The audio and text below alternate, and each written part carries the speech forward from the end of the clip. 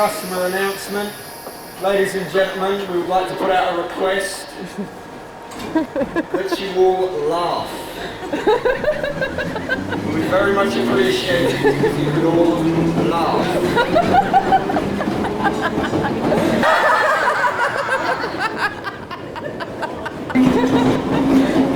If you're wondering, I think this is the end of my career on London Underground, but there you go. I will shortly be attending a meeting in my boss's office. Have a good afternoon.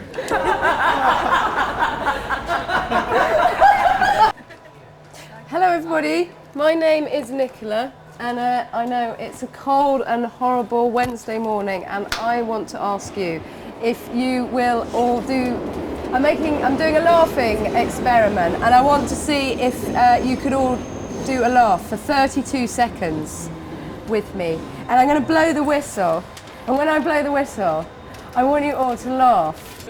Okay, you ready? All right.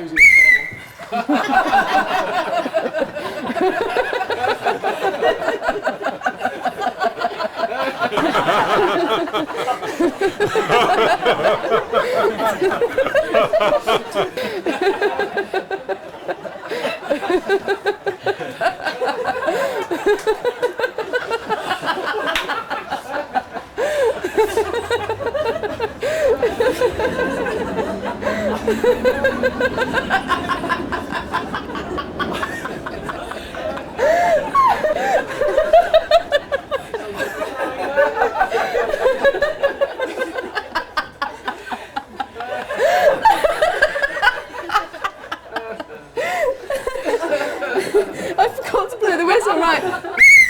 That is a fantastic, hooray! That is a great laugh.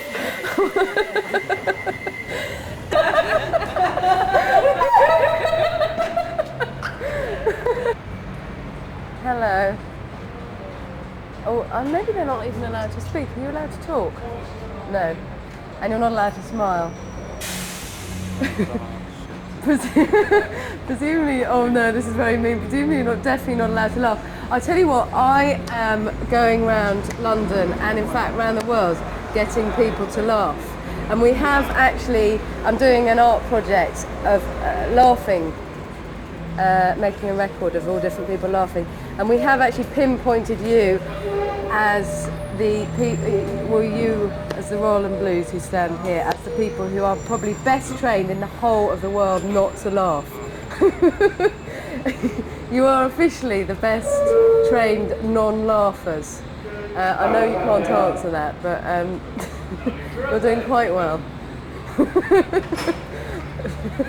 Oh dear, I'm very sorry. I'm subverting your job.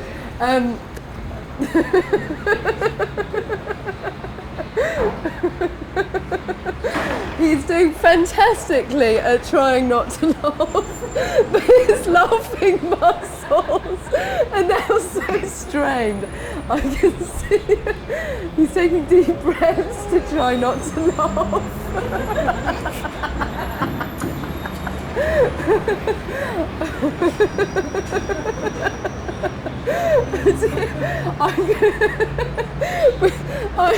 I really want to find out if you have someone who actually trains you not to laugh. Because if they do, I think they should get me to come and test you. Oh.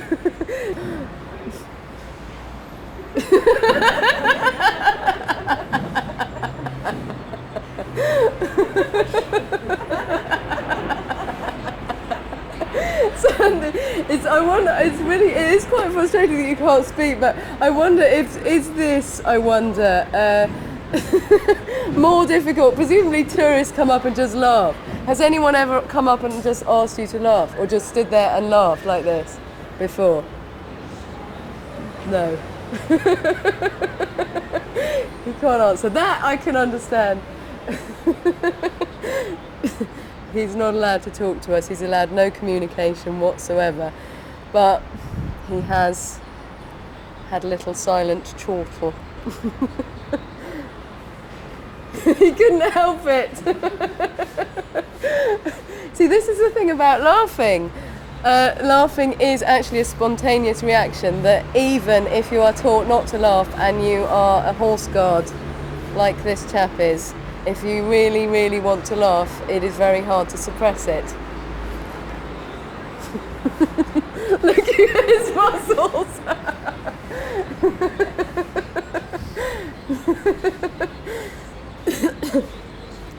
His mouth is twitching.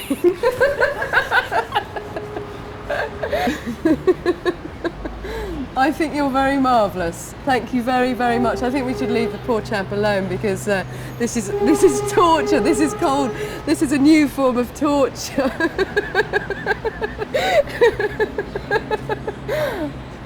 Oh, very great. Thank you.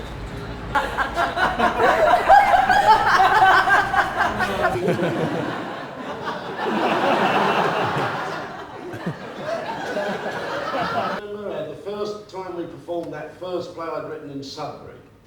I do, actually, yeah. I remember I had to say the word orgasm in it, and the ladies of Sudbury didn't like it, didn't they? I'm not sure some of this stopped there. You actually had to have an orgasm as well, No, I did, yeah, that's right. We cut it, didn't we? We cut that very rapidly because it went right down the pan that night. I won't do it tonight, I promise. No, well, you might later, yeah. Yeah. Now, the bit that I'm going to require your involvement is, we've got quite an odd sort of start to this. And right near the beginning, I'm going to go like that. I'm not going to use a whistle, you see, that's right, because you can kind of see that, can't you? Probably. At that point, I want you to laugh. Yeah, but I'm not going to rehearse it with you or anything, because that's what they do in Bournemouth. Bang, you just go for a take, all right? We can do it again at the end if need be. And then they've got to stop as well. Yes, and you have to stop when I do that again. Yeah.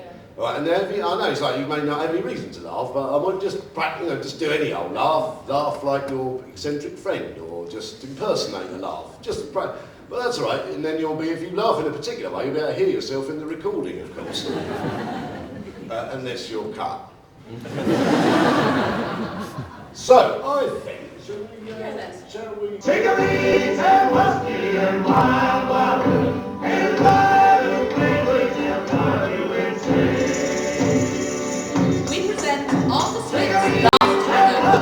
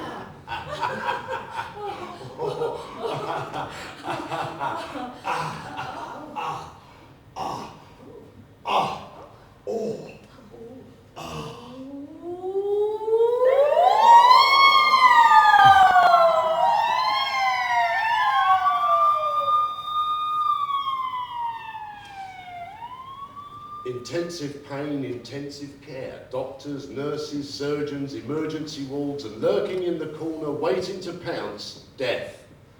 Welcome to my funny show.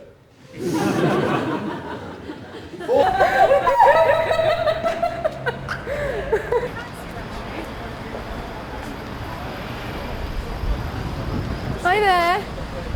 Hello.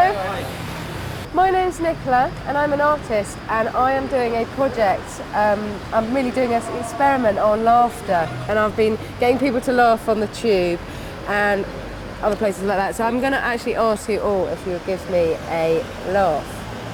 Are you going to tell us a joke or anything? You can ask. You just did it. But actually, so this is an inappropriate place for me to come and ask for laughter, isn't it? Very. Extremely. It is very. So we want to put it on the top there, but we can't do it there. So this is what we're talking about working with these fellas, you know what I mean? It's the humour that gets us through, you know, because it's just banter. It's banter. It's nothing else. Banter. banter's like laughter, isn't it? You know? Well, it's communication, isn't it? It's making your job. Just for the nature of the job, yeah.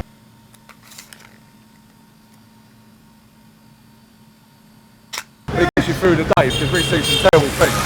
And how else are we going to cope with it? Unless we have some sort of safety valve. Laughter is that. For example, we've been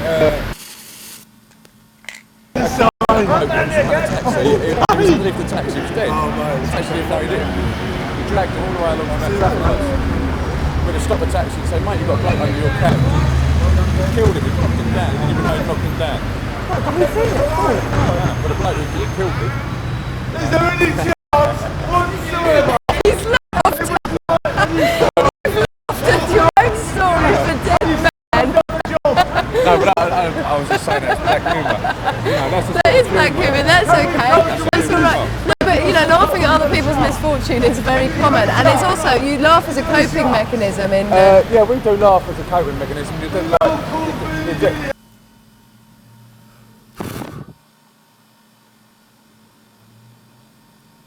Laughter will deal with the momentary situation, but it won't deal with the long-term effects. It never will. Of any difficult situation. Of any difficult situation. I've known people who suffer from post-traumatic stress who spent 30 years in the fire service laughing around the mess table at the end of the day. It's always used as a mechanism, laughingly used as a mechanism. That wasn't meant to be ironic, by the way. Laughingly used as a mechanism to reduce tension following something that's a critical incident, but it doesn't work in the long term. I laugh at things that happen to people I know. I laugh at funny faces, and I laugh at jokes, short but very funny. I laugh at spastic. I laugh at bunde bunde. I laugh when something like falling happens, when watching comedy shows, when impressions are made. I laugh at friends, at my brother, and I laugh at comedians. They make me laugh because they surprise you, they astonish me, and they are making it funny in the best way they can. My laughter picture has a smile on it because they're happy, has a sun on it because you're usually bright. It has a big mouth laughing, and it has a man with his head popping off because sometimes there's expression where your head pops up because you're laughing so much.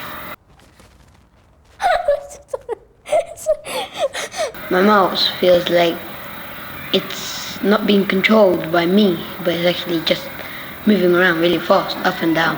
Like my body is gonna burst. My blood cells are gonna flow too fast and everything. And then you feel kinda cool inside and your head feels really hot. A situation when I laughed at something that was funny was when the Twin Towers fell and a man jumped out the window before it fell, and I laughed.